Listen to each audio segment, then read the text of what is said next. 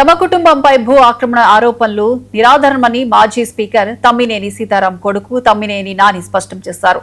తమ్మినేని రాజకీయ జీవితం తెరిచిన పుస్తకమని ఆయన అన్నారు. తప్పుడు ప్రచారం చేసే వారిపై పరువు నష్టం దావా వేస్తామని హెచ్చరించారు.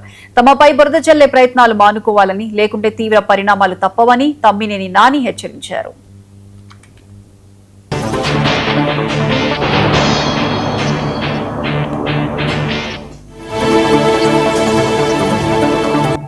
సైట్ ఇచ్చేసామని, మేమేదో కబ్జా చేశామని, మేమేదో దాన్ని కాజేయాలని ప్రయత్నిస్తున్నామని చెప్పేసి మీడియా ఛానల్స్ ఇన్వెస్టిగేషన్ చేయకుండా, వితౌట్ ఎనీ ఇన్వెస్టిగేషన్ మా మీద బురద చల్లే ప్రయత్నం చేసినారు.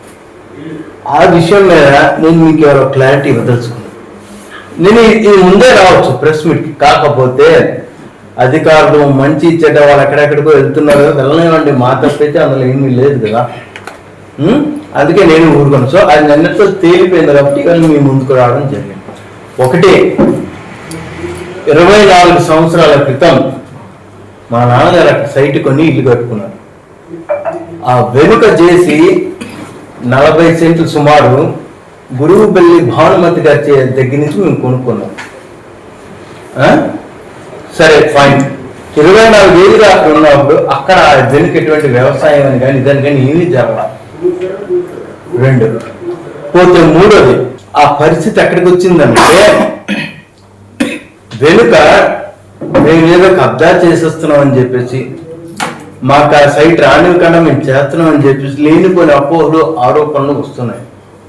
మేమేదో ఒక సైట్ ఇచ్చేసామని, మేమేదో కబ్జా చేశామని, మేమేదో దాన్ని కాజేయాలని ప్రయత్నిస్తున్నామని చెప్పేసి మీడియా ఛానల్స్ ఇన్వెస్టిగేషన్ చేయకుండా, వితౌట్ ఎనీ ఇన్వెస్టిగేషన్ మా మీద బురద చల్లే ప్రయత్నం చేసినారు. ఆ విషయం మీద నేను మీకు ఎవరో క్లారిటీ ఇవ్వదలుచుకున్నాను. నేను ఇది ముందే రావచ్చు ప్రెస్ మీట్కి, కాకపోతే